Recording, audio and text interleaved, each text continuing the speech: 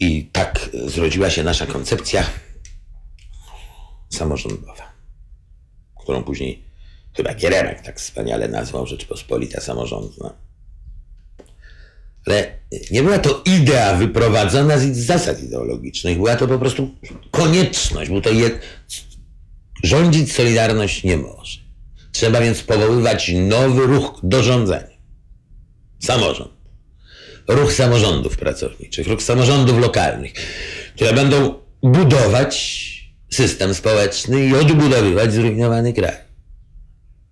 Ale to też jest oferta do władzy. Bez względu na to, jak ostro byśmy nie mówili, samorządu bez rządu się nie zrobi. Myśmy z tą ofertą wyszli, myśmy tu zainicjowali ruch samorządów, a ponieważ znowu obcięto kilo mięsa i władza wciąż nam zarzucała brak dobrej woli, wystąpiliśmy z inicjatywą 8 wolnych sobot. Przepracowania 8 wolnych sobot. Zwróciliśmy się do całego kraju, ale było jasne, że to w innych zakładach nie ma znaczenia, ma znaczenie w górnictwie.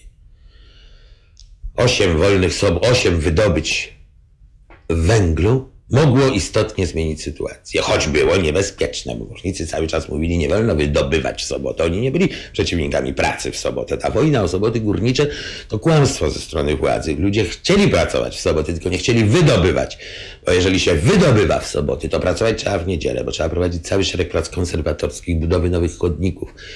I w czasach gierkowskich, dlatego potem ten spadek wydobycia węgla na początku Solidarności wziął się stąd, że w czasach gierkowskich wydobywano 7 dni w tygodniu. A poza tym ta eksploatacja ludzi musi prowadzić do nieszczęść, wypadków przy pracy, chorób, zużycia i w ogóle.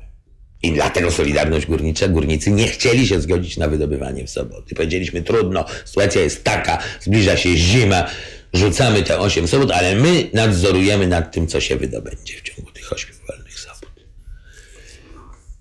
No ale żeby to się uchwaliła ta Komisja Krajowa z zastrzeżeniem, że trzeba o tym przekonać górników, więc jak już to tutaj zresztą mówiłem, jeździliśmy po kopalniach i rozmawialiśmy z wszystkimi górnikami, w olbrzymim napięciu się to odbywało, ale górnicy w rezultacie mówili, dobrze, jeżeli Solidarność wzywa do wydobycia, to my będziemy wydobywać. Dobra, jeżeli Solidarność wzywa, to my będziemy wydobywać. Osiągnęliśmy to i władze znowu wykonały operację, która sprawiła, że wydobywać się nie dało. Już na tym przykładzie było widać wyraźnie, że im nie chodzi o naprawienie, tylko o doprowadzenie do takiego stanu anarchii, w którym będą mogli nam skoczyć do gardła. To samo zresztą widać było w przypadku marcowej. W wypadkach marcowych. W pobiciu w budynku WRN-u Ruleskiego i jego kolegów.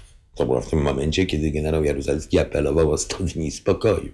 Pobicie w tym momencie jasne było, że jest absolutnym wyzwaniem dla Związku i że w warunkach szerokiego, demokratycznego ruchu, w którym wszystkie inicjatywy są oddolne, to właściwie kierownictwo Związku nie miało szans